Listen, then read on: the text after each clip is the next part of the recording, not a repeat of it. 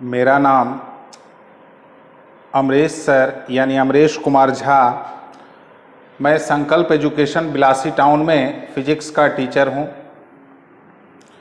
मैंने पिछले दिन एक इंट्रोडक्शन वीडियो जो है वो डाला हुआ था यूट्यूब पर, जो कि क्लास 11 के लिए था, फिजिक्स के लिए। ठीक है, उम्मीद कर रहे हैं जिन्होंने भी जो भी विद्यार्थी उस वीडियो को देखे हैं, उम्मीद कर रहे हैं कि उनको आने वाले समय में उस वीडियो से कुछ ना कुछ जरूर फायदा मिलेगा। ठीक है, अगर पॉजिटिवली हम लोग अगर चलेंगे तो जरूर फायदा मिलेगा। जैसा मैंने पिछले वीडियो में बतलाया था, आज का जो वीडियो है क्लास 11 फिजिक्स, क्लास 11 फिजिक्स। आज हम लोग फिजिक्स जो सब्जेक्ट है क्लास 11 के लिए, उससे रिलेटेड हम लोग दो बातों को समझेंगे। ठीक है, उससे रिलेटेड हम लोग दो बातों को समझेंगे।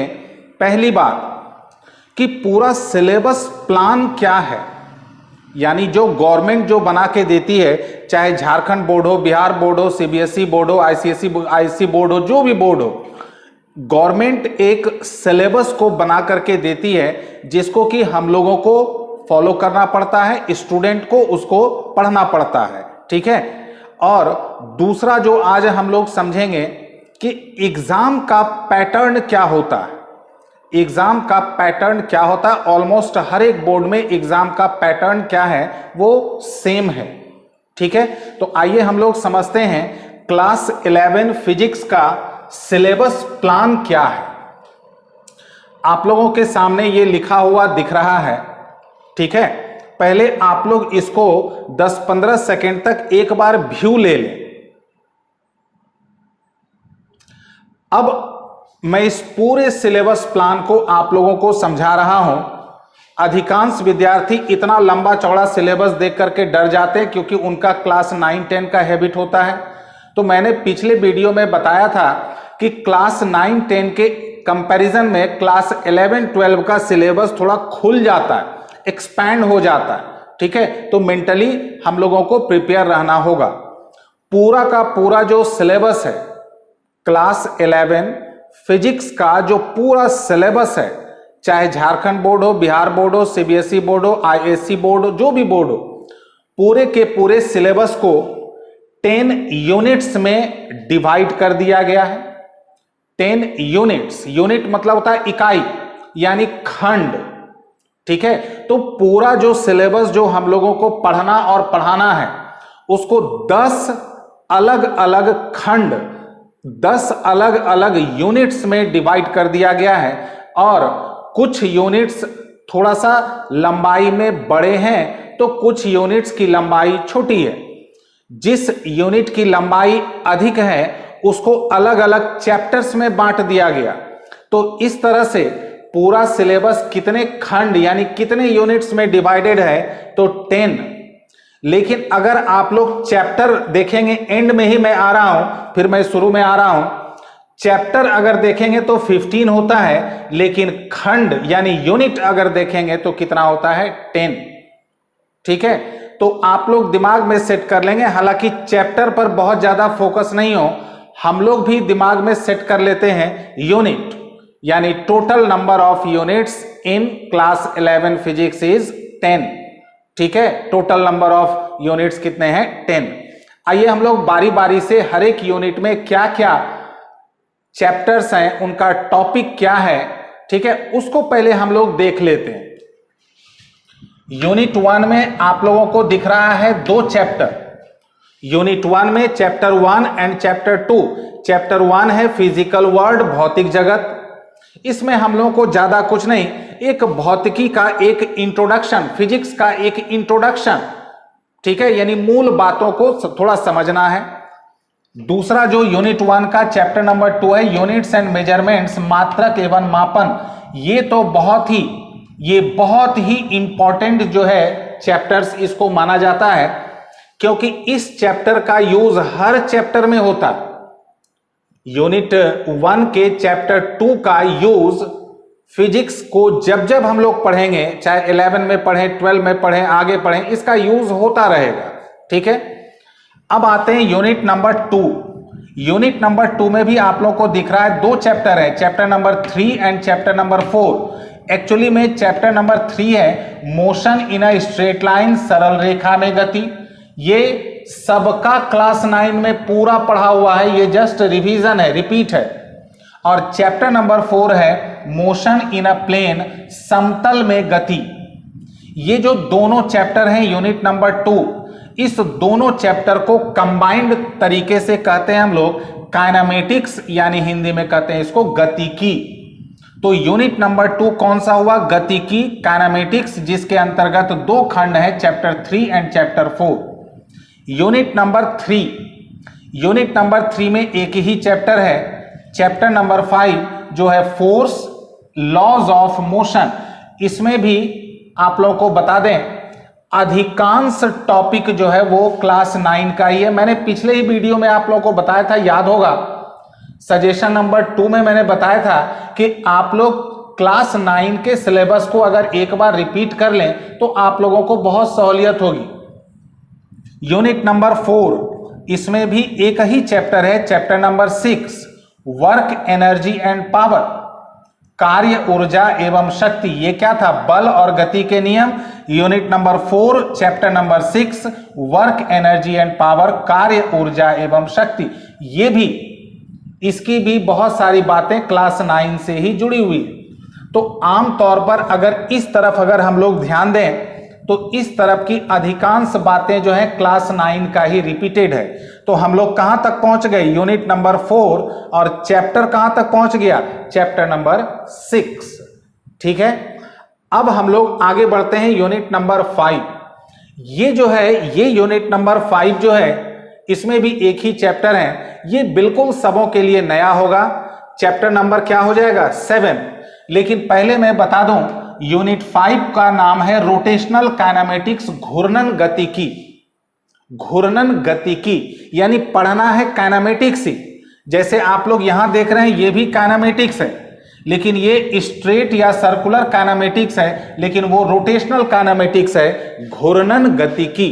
उसमें भी एक ही चैप्टर है, चैप्टर नंबर 7, जिसका नाम है motion of system of particles and rigid bodies, निकाय, कणों एवं दृढ़ पिंडों की गति।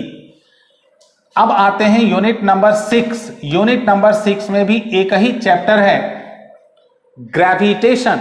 उम्मीद है आप लोगों ने जरूर नाम सुना हुआ होगा, गुरुत्वाकर्षण। ठीक है, यूनिट नंबर जो 6 है ग्रेविटेशन, इसके बाद बारी आती है यूनिट नंबर 7। ऐसे तो यूनिट नंबर 7 का एक जनरल नाम है प्रॉपर्टीज ऑफ मैटर्स, यानी पदार्थों के गुण। लेकिन यह जो यूनिट नंबर 7 है, ये 3 चैप्टर में बटा हुआ है, chapter number 9, chapter number 10 and chapter number 11। Chapter number 9 जो है वो इलास्टिसिटी, प्रत्यास्थता। चैप्टर नंबर 10 विस्कोसिटी यानी श्यानता, और चैप्टर नंबर 11 सरफेस टेंशन यानी पृष्ठ तनाव। अब इसको मैं दूसरे एंगल से भी समझा दूं।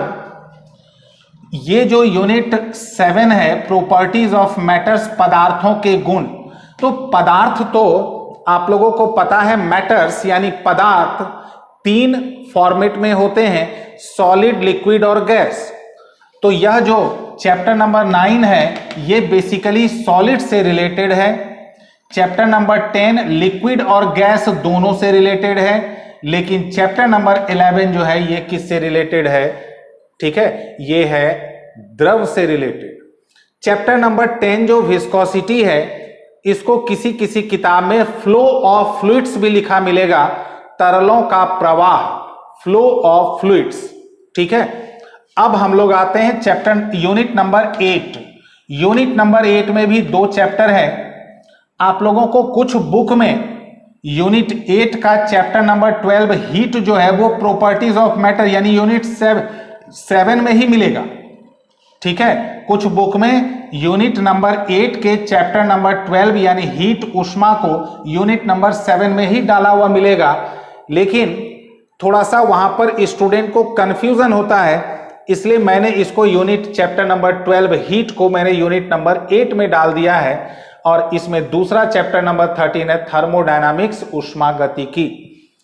यूनिट नंबर 9 में एक ही चैप्टर है, chapter number 14 kinetic theory of gases, गैसों का गतिज सिद्धांत। और लास्ट यूनिट नंबर 10 में भी एक ही चैप्टर है, चैप्टर नंबर 15 ऑक्सीलेशंस एंड वेव्स, दोलन एवं तरंगे। तरंगों से यहां पर तात्पर्य है ध्वनि तरंगे। मैं पहले स्पष्ट कर दूं, तरंगों से यहां तात्पर्य ध्वनि तरंगे यानी साउंड वेव्स। ठीक है। अब एक बड़ा ही इंटरेस्टिंग पॉइंट, जैसा मैंने आप लोगों को बताया, आप लोग चैप्टर पर कम कंसंट्रेट करेंगे, आप लोग यूनिट पर कंसंट्रेट ज्यादा करेंगे। अब एक बहुत इंटरेस्टिंग आंकड़ा आप लोगों को नीचे में दिख रहा है, मैं इसको भी थोड़ा सा एक्सप्लेन कर दूं। यूनिट नंबर 1, 2 और 3 ये तीनों यूनिट से मिलाकर के एग्जाम में पूछे जाते हैं 23 मार्क्स। ठीक है, 23 मार्क्स। 4, 5, 6 से पूछे जाते हैं मिलाकर के 17, 7, 8, 9 से 20 और लास्ट यूनिट से कितने मार्क्स? 10। ठीक है। हालांकि झारखंड बोर्ड, बिहार बोर्ड में जो एग्जामिनेशन का पैटर्न है थोड़ा सा डिफरेंट है, लेकिन सीबीएसई बोर्ड इस बात को कंप्लीटली फॉलो करता है। लेकिन झारखंड बोर्ड और बिहार बोर्ड का क्लास 11 की जो परीक्षा है उसका जो क्वेश्चन का पैटर्न है थोड़ा सा अलग है, इसलिए वहां पर थोड़ा सा ये आंकड़ा थोड़ा सा चेंज हो जाता है। ठीक है। अब मैं आप लोगों को एग्जामिनेशन यानी क्लास 11 की वार्षिक परीक्षा के बारे में कुछ जानकारी दे दूं।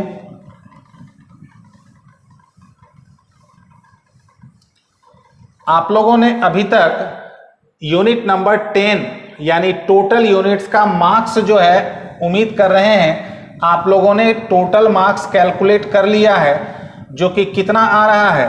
टोटल मार्क्स आप लोगों ने कैलकुलेट कर लिया है, आ रहा है 70। तो अब कुछ चीजों को और मैं बतला दूं, फिर नेक्स्ट जो वीडियो आएगा उसमें यूनिट नंबर 1 स्टार्ट होगा। ठीक है। दोनों मीडियम में एक साथ स्टार्ट होंगे, हिंदी प्लस इंग्लिश। ठीक है। तो अब मैं एग्जाम के बारे में आप लोगों को कुछ जानकारी दे दूं।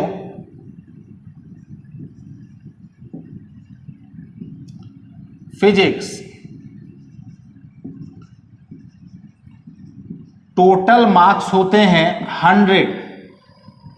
फिजिक्स में टोटल मार्क्स होते हैं 100। यह जो 100 है ये दो पार्ट में डिवाइड होता है।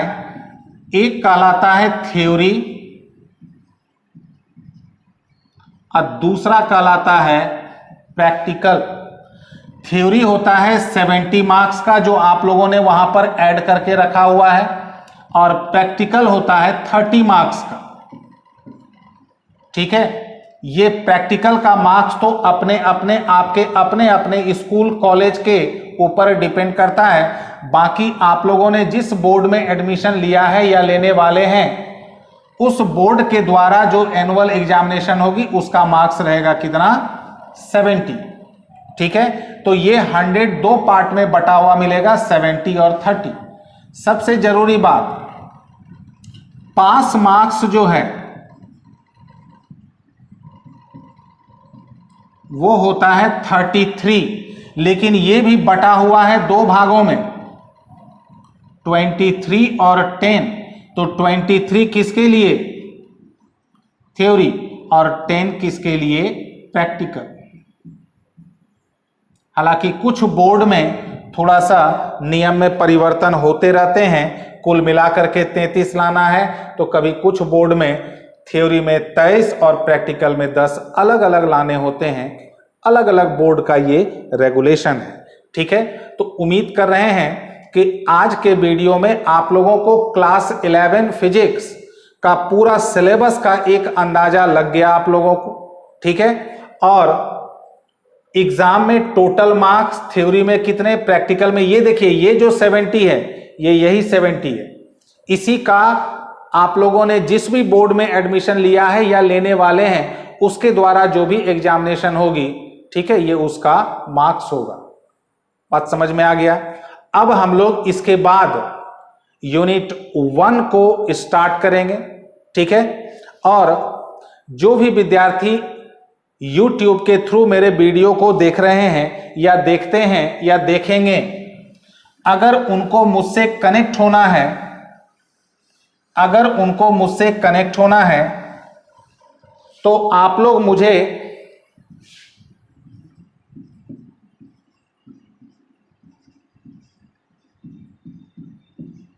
इस पर कॉल भी कर सकते हैं या इस पर व्हाट्सएप के थ्रू मैसेजेस भी कर सकते हैं, ठीक है। सबों को बहुत बहुत धन्यवाद।